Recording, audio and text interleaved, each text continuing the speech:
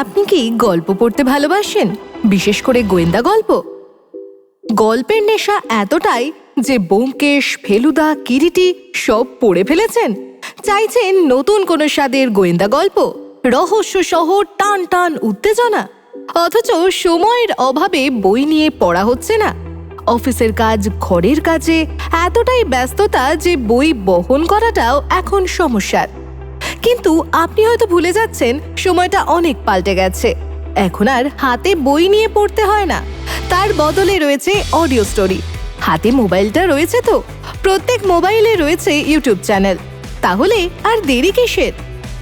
নমস্কার শ্রোতা বন্ধুরা, আমাদের এবিডিবি ইউটিউব চ্যানেলে আপনাকে জানাই স্বাগত।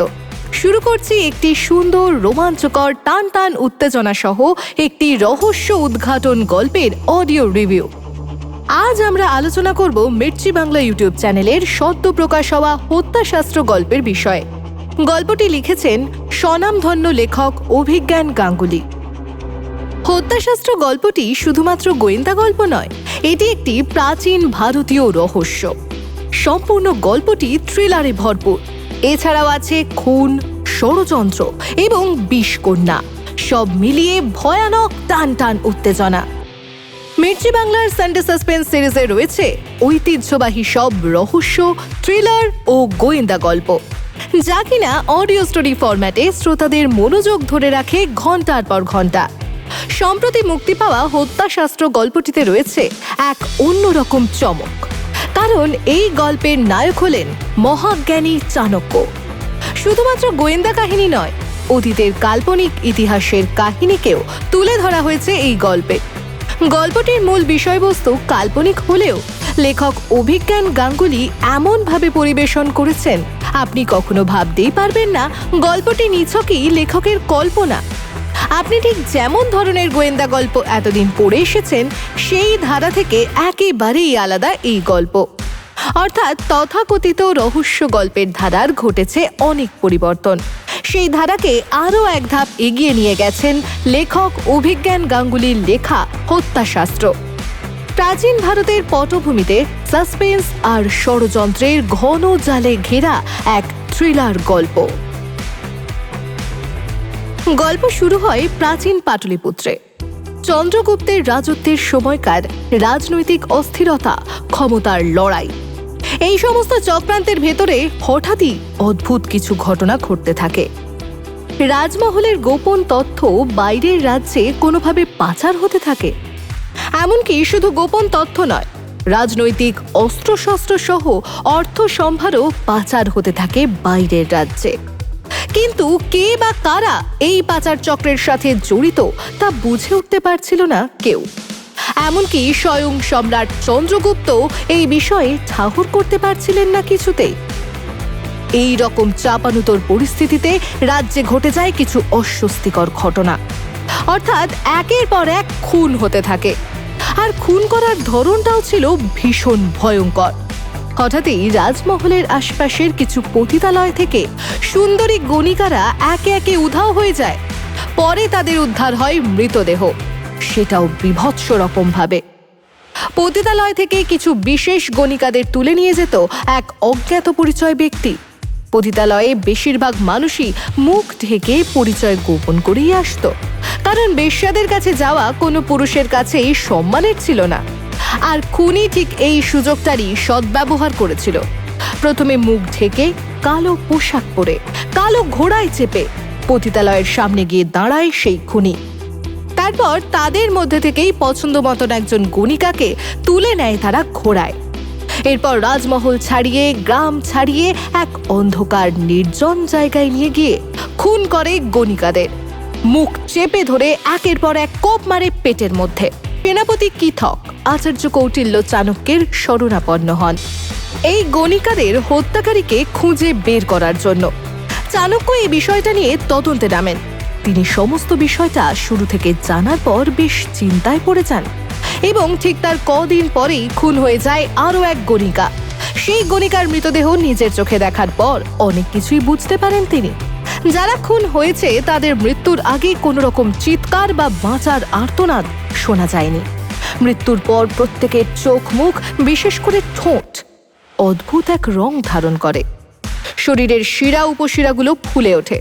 দেখেই বোঝা যায় মুখের মধ্যে জোর করে হাত চেপে ধরে তার পেটের মধ্যে একের পর এক ধারালো ছুরি দিয়ে আঘাত করা হয়েছে। মৃতদেহ তদন্ত করার পর জানা যায় সেই গণিকার জরায়ু উধাও, অর্থাৎ সেই গণিকা যখন মৃত্যুর কোলে ঢলে পড়ে তারপর তার পেট থেকে নাড়ি ভুঁড়ি সব বের করে জরায়ুটা টেনে বার করে নেয় সেই খুনি। তবে সেই জরায়ুর আর কোনো খোঁজ পাওয়া যায় না, এতটাই নৃশংস সে। পরপর 3টে খুন হয়ে যায় ঠিক একই রকম পদ্ধতিতে। এত ভয়ঙ্কর নৃশংস একটা খুন যা রাজ্যবাসীর মনকে নাড়া দিয়েছিল। বেশ্যা খুন হচ্ছে বলে খুব একটা এই নিয়ে মাথা না ঘামালেও বিষয়টা এড়িয়ে যেতে পারছিল না কেউ। তৎকালীন সময়ের মহান পণ্ডিত ও রাজ্যের প্রধান উপদেষ্টা মহাজ্ঞানী চাণক্যের কাছে এই রহস্য উদ্ঘাটনের দায়িত্ব পড়ে। ঘটনাটা লক্ষ্য করে তিনি বুঝতে পারেন এটা কোনো সাধারণ হত্যাকাণ্ড নয়। চাণক্যের সন্দেহ হয় এই খুনি কোনো সাধারণ খুনি হতে পারে না, কারণ সাধারণ কোনো বিষয় নিয়ে খুন করলে এতটা নৃশংস কেউ হবে না। হয়তো দীর্ঘদিন ধরে রাগ জেদ চেপে রাখার ফলেই প্রতিশোধের আগুনে জ্বলতে জ্বলতেই এতটা হিংস্র হয়ে উঠেছে সে। তিনি রাজবাড়ির গুপ্তচর ব্যবহার করে খোঁজ শুরু করেন। তদন্তে জানা যায় খুনি গণিকাদের খুন করার আগে কোনো রকম ভাবেই তাদের সাথে শারীরিক মিলনের চেষ্টা করেনি। কোনো পুরুষ মানুষ কোনো দুর্বল নারীকে পেলে শারীরিক মিলনের চেষ্টা করবে, এটাই স্বাভাবিক। কিন্তু এখানে সেরকম কিছুই করেনি সেই খুনি, অর্থাৎ তার উদ্দেশ্যই ছিল শুধুমাত্র সেই গণিকাদের খুন করা। চাণক্যের আরও একটি সন্দেহ হয়, গণিকাদের খুন করার পর নাড়ি ভুঁড়ি বের করে জরায়ুটা টেনে ছিঁড়ে ফেলার পর তার সারা শরীরে নিশ্চয়ই রক্তে ভিজে যাওয়ার কথা। তাহলে এমন এক ব্যক্তি সারা শরীরে রক্ত নিয়ে ঘোড়ায় চেপে বাড়ি ফিরলেও কারোর নজরে পড়ল না কেন? নাকি নজরে পড়লেও তাকে ছেড়ে দেওয়া হয়েছে? তাহলে এর থেকে দুটো বিষয় উঠে আসে। হয়তো সেই ব্যক্তি রাজবাড়ির কেউ অতি পরিচিত, অথবা সেই ব্যক্তি প্রতিদিনই এই রকম রক্তমাখারি কাজ করে, অর্থাৎ হতে পারে খুনি কোনো কসাই, যার কারণে তার শরীরে রক্তমাখা থাকলেও কেউ তাকে সন্দেহ করেনি। আর যদি রাজবাড়ির কেউ হয় তাহলেও তাকে প্রহরীরা সন্দেহ করার কোনো প্রশ্নই ওঠে না। তবে খুনি যদি কসাই হয়, রাজ্যে এত কসাইয়ের মধ্যে সেই কসাইকে খুঁজে বের করাটাও এক ভীষণ কঠিন কাজ। আবার জনসমক্ষে তাকে খোঁজ করলেও সে হয়তো সতর্ক হয়ে যেতে পারে। তবে রাজবাড়ির যদি কেউ খুনি হয়ে থাকে তাকেও এই বিষয়টা জানতে দেওয়া যাবে না। তদন্ত শুরু হয় এবং ধীরে ধীরে চাণক্য খুনি কে হতে পারে তা অনুমান করতে পারেন। তবে খুনি পর্যন্ত পৌঁছে গেলেও তার মনের মধ্যে আরও একটি সন্দেহের উদয় হয়। এরপরে গল্পে আসে এক নতুন চমকপ্রদ ও গুরুত্বপূর্ণ মোড়। তিনি রাজসভায় প্রকাশ করেন যে যেই ব্যক্তি এতটা নৃশংসভাবে খুন করেছে সে কোনো সুস্থ মানসিকতার ব্যক্তি হতে পারে না। অর্থাৎ এক কথায় বলা যেতে পারে খুনি কোনো মানসিক বিকারগ্রস্ত ব্যক্তি। আর মানসিক বিকারগ্রস্ত ব্যক্তি একটা নির্দিষ্ট নিয়ম মেনেই কোনো কাজ করবে, যেটা কোনো সাধারণ মানুষ করে না। যার জন্য রাজসভায় সকলের সামনে তিনি একটি উদাহরণও দেন। এই উদাহরণ শুনে সকলের ভ্রু কুঞ্চিত হলেও চাণক্য মুচকি হেসে বলেন, রাজ্যে 4টে গণিকা খুন হয়েছে, তার মধ্যে 3টে গণিকা দেখতে একই রকম ছিল, কিন্তু আর একটি গণিকার শারীরিক গঠন ছিল একেবারেই আলাদা। 4টে খুনের মধ্যে একটি জরায়ু উদ্ধার করা যায়, যেটা কিনা নদীর পাড় থেকে একটি শিয়ালের দল তুলে নিয়ে এসেছিল খাওয়ার জন্য মারামারি করছিল। তাহলে ধরে নেওয়া যেতে পারে ওই 3টে খুনের খুনি অন্য ব্যক্তি। তার কারণ বাকি 3টি জরায়ু কিন্তু পাওয়া যায়নি। অনুমান করা যেতে পারে খুনি খুন করার পর জরায়ুটার সাথে করেই নিয়ে যেত। একটি মানসিক বিকারগ্রস্ত ব্যক্তি যে কিনা এত ভয়ঙ্করভাবে খুন করে চলেছে, সেটাও তার নিজের বানানো নিয়ম অনুসারে, হঠাৎ করে সে তার নিয়ম ভঙ্গ করবে কেন? তাহলে কি এই 4র্থ খুনের খুনি অন্য কোনো ব্যক্তি? তবে তাই যদি হয়, সেই খুনি কে এবং গণিকা খুনের পিছনে কি বা উদ্দেশ্য তার? বেশ্যা বা গণিকারাই হলো সমাজের সব থেকে তুচ্ছ এবং অবহেলিত। সমাজের নিয়ম অনুযায়ী সামাজিক কোনো রকম অধিকারই তারা পাওয়ার যোগ্য নয়, যারা একটা ভদ্র পরিবেশের থেকে একেবারেই আলাদা জগতে বাস করে। তাহলে এই রকম একটা পরিবেশের মানুষ এমন কি অপরাধ করেছিল যার জন্য কেউ একজন এত নৃশংসভাবে তাদের খুন করছিল? একটা গণিকাকে খুন করে সেই খুনির কি লাভ ছিল? আর শুধুমাত্র একই রকম দেখতে গণিকারাই বা কেন খুন হচ্ছিল? তার পেছনে লুকিয়ে থাকা সেই রহস্যটাই বা কি?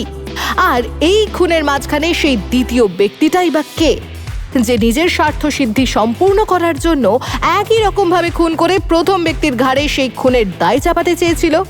আরেকটি বিষয় যেটি ছিল সন্দেহজনক, পাটলিপুত্র রাজ্যের সমস্ত গোপন তথ্য বাইরে কে বা কারা পাচার করছিল? এই গণিকা খুনের সাথে এই পাচার কাণ্ডের কোনো যোগসূত্র নেই তো? প্রথম খুনিকে ধরার জন্য চাণক্য ব্যবহার করেছিলেন গুপ্ত হত্যাকারী এক বিষকন্যাকে, কিন্তু কে এই বিষকন্যা? তার সন্ধানই বা কি করে পেলেন চাণক্য? খুনিকে ধরার জন্য এই বিষকন্যার সহযোগিতা তিনি কিভাবেই বা নিয়েছিলেন? এত সব বিষয়টা জানতে হলে আসল খুনি কে এবং তার পেছনে লুকিয়ে থাকা ভয়ঙ্কর সেই উদ্দেশ্য জানতে হলে আপনাদের কিন্তু সম্পূর্ণ অডিওটা শুনতে হবে। এই অডিও ড্রামায় প্রতিটি চরিত্রকে জীবন্ত করে তোলা হয়েছে অসাধারণ কণ্ঠস্বরের মাধ্যমে। অর্থাৎ মনে হচ্ছিল যেন চরিত্রগুলো চোখের সামনে পরিষ্কারভাবে ফুটে উঠেছে। একটি গদ্যের আকারের গল্পকে অডিও ড্রামাতে অনবদ্যভাবে পরিণত করেছেন যিনি, তিনি হলেন দীপ ঘোষ। এছাড়া যে মানুষগুলো এত সুন্দর একটি গল্পকে আমাদের সামনে তুলে ধরেছেন তারা হলেন ন্যারেটর বা কথকের কণ্ঠে ছিলেন শেখর, যিনি প্রত্যেকটি পরিস্থিতি, প্রত্যেকটি চরিত্রের মুখের অঙ্গভঙ্গি এবং প্রতিক্রিয়া, ভয়াবহতা সহ খুনির মনের চাপা কষ্ট অসাধারণভাবে ফুটিয়ে তুলেছেন। শঙ্করী প্রসাদ মিত্র, যিনি চাণক্যের চরিত্রে কণ্ঠ দিয়েছেন, বুদ্ধিদীপ্ত, মনস্তাত্ত্বিক বিশ্লেষণ এবং গোয়েন্দা কৌশলকে বাস্তবসম্মতভাবে ফুটিয়ে তুলেছেন। এছাড়াও চিন্তিত, সন্দেহজনক পরিস্থিতি, বিচক্ষণ ব্যক্তির কথা বলার ধরন সবটাই অসাধারণভাবে ফুটে উঠেছে এই কণ্ঠে। জীবসিদ্ধির চরিত্রে কণ্ঠ দিয়েছেন অগ্নি, সতর্কতা ও দৃঢ়তার সঙ্গে চরিত্রটি তুলে ধরেছেন। আচার্যের প্রতি শ্রদ্ধা, ভক্তি এবং আজ্ঞা পালনের সময় যে বিনম্রতা থাকা উচিত সমস্তটাই তার কণ্ঠে পরিষ্কার। সুসেন চরিত্রে রয়েছেন সায়ন, রহস্যময়তা এবং সতর্কতার আবহ প্রকাশ করেছেন অসাধারণভাবে। উল্লুপী চরিত্রে তৃণাঞ্জনা দাস, তার কণ্ঠস্বর সম্পূর্ণ গল্পে খুব একটা বেশি না থাকলেও যতটুকু সময় ছিল এই চরিত্রটিকে জীবন্ত করে রেখেছিলেন। আবহতে সুপ্রীতি, সাঁঝবাতি, ঋত্বিকা, গণিকাদের বাঁচার আর্তনাদ, ভয়ের অভিজ্ঞতা সমস্তটা শ্রোতাদেরকে অনুভব করিয়েছেন বাস্তবিকভাবে। কুন্তল চরিত্রে পুষ্পল গাঙ্গুলি এবং চন্দন চরিত্রে অরিজিৎ পাল, চন্দ্রগুপ্ত চরিত্রে সাক্ষ্য রয় তাদের চরিত্র অনুযায়ী ফুটিয়ে তুলেছেন এক বাস্তব দৃশ্য। মার্জিত ও মাধুর্যপূর্ণ পরিবেশনা তাদের।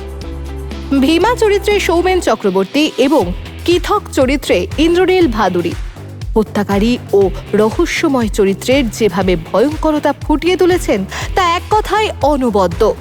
মনের মধ্যে হিংসা, ক্রোধ, ভয়াবহতা, নৃশংসতা চেপে রাখার পর, খুন করার পরও আফসোস না হওয়ার যে অভিব্যক্তিটা ফুটে উঠেছে সৌমেন চক্রবর্তীর কণ্ঠে, জেলখানায় বসে সেই চিৎকার করে কান্নার আওয়াজ যেন কান ফেটে যাচ্ছিল। সৌম ও শুভ তাদের পরিস্থিতি বুঝে ব্যাকগ্রাউন্ড সাউন্ড এবং স্পেশাল এফেক্টস গল্পের থ্রিলার পরিবেশটাকে ফুটিয়ে তুলতে দ্বিগুণ বৃদ্ধি করেছে। রেকর্ডিং অ্যান্ড ডিরেকশনে রয়েছেন অভিজিৎ রে মল্লিক। ভয়েস ওভার আর্টিস্টদের গলার স্বর অনুযায়ী চরিত্র দেওয়া, তাদেরকে চরিত্র বোঝানো থেকে শুরু করে সম্পূর্ণ বিষয়টাকে পরিচালনা করা এবং গল্পটাকে এক অন্য মাত্রায় নিয়ে যাওয়ার পিছনের অবদান প্রশংসনীয়। ক্রিয়েটিভ ডিরেক্টর ইন্দ্রাণী চক্রবর্তী গল্পের ভিজুয়ালাইজেশন এবং নাটকীয়তা অসাধারণভাবে তুলে ধরেছেন। যে কোনো গল্পের ক্ষেত্রেই তার পোস্টারের অবদান কিন্তু কম নয়। যে কোনো বই কিনতে গেলে আমরা তার প্রচ্ছদ বা কভার পেজটা কতটা আকর্ষণীয় সেটাই লক্ষ্য রাখি, সেটা সিনেমার ক্ষেত্রেও তাই। আর এই গল্পের থাম্বনেল বা পোস্টার রীতিমতন আকর্ষণীয়, যা তৈরি করেছে join the dots. Agni, Arnab Chatterjee, Abhijit social মিডিয়ায় প্রচার করেছেন। মির্চি টিম হিমাংশু প্রধান, বসুন্ধরা বিশত ডিজিটাল রিলিজ ও প্রচারের দায়িত্বে ছিলেন। টেকনিক্যাল সাপোর্ট দীপক রে, এডিটোরিয়াল অ্যাসিস্ট্যান্স রোহিত দে, সৌভিক গুহ সরকার। অডিওর গুণগত মান সহ শ্রোতাদের কাছে গ্রহণযোগ্য করে তুলেছেন। রাতের নীরবতা, ঘোড়ার পদচারণা, চাণক্যের পায়ের খড়মের শব্দ, কুটিরের দরজা খোলার শব্দ, মাংসর বাজারের শব্দ, নুপুরের মুদ্রার থলির শব্দ, ধূসর বাতাসের শব্দ, গল্পের ভয়াবহতা এবং থ্রিলারকে টান টান উত্তেজনায় পরিণত করা সবটাই ছিল অসাধারণ। প্রতিটি হত্যার দৃশ্য, চাণক্যের বিশ্লেষণ এবং ক্লাইম্যাক্স মুহূর্তের জন্য নির্দিষ্ট সাউন্ড ডিজাইন গল্পকে প্রাণবন্ত করে তুলেছে।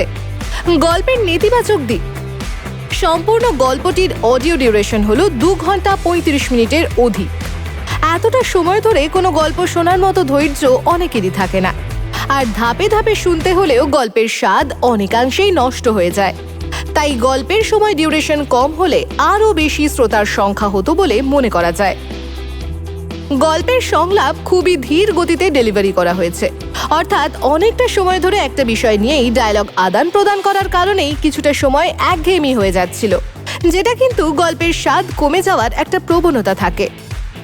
গল্পের মূল বিষয়টা অনেক পরে উদ্ঘাটন হওয়ায় পূর্বের কিছু বার্তা অপ্রয়োজনীয় বলেই মনে হচ্ছিল, এবং কিছু কিছু বিষয়ে অতিরঞ্জিত বর্ণনা থাকার কারণে গল্প স্কিপ করে এগিয়ে যাওয়ার সম্ভাবনা থাকে বেশি। এই বিষয়গুলোকে এড়িয়ে গেলে পুরো গল্পটি একেবারেই অসাধারণ ও অনবদ্য, সে বিষয়ে কোনো সন্দেহ নেই। রেটিং অডিও ড্রামার ভিত্তিতে: গল্প ও গল্পের প্লট 9 আউট অফ 10। থ্রিলার ও সাসপেন্স হিসেবে দেওয়া যেতে পারে 10-এ 9.5। চরিত্রায়নে চাণক্য সহ অন্যান্যদের 10-এ 10 পাওয়ার উপযুক্ত। Audio presentation, sound, voice cast, effect কোনো তুলনাই হয় না, 10-এ 10। অভিজ্ঞান গাঙ্গুলির কলমে রচিত একটি গল্পের অডিও ড্রামা সংস্করণ হত্যাশাস্ত্র হল এক অনন্য থ্রিলার, যা ইতিহাস, রাজনৈতিক ষড়যন্ত্র, নৃশংস হত্যাকাণ্ড এবং চাণক্যের বুদ্ধিমত্তাকে একত্রিত করেছে। প্রতিটি চরিত্রের ভয়েস, ব্যাকগ্রাউন্ড স্কোর এবং স্পেশাল এফেক্ট গল্পকে সম্পূর্ণ জীবন্ত করে তুলেছে। এটি শুধু ইতিহাসপ্রেমী নয়, থ্রিলার এবং রহস্যপ্রেমীদের জন্য এক অনন্য অভিজ্ঞতা।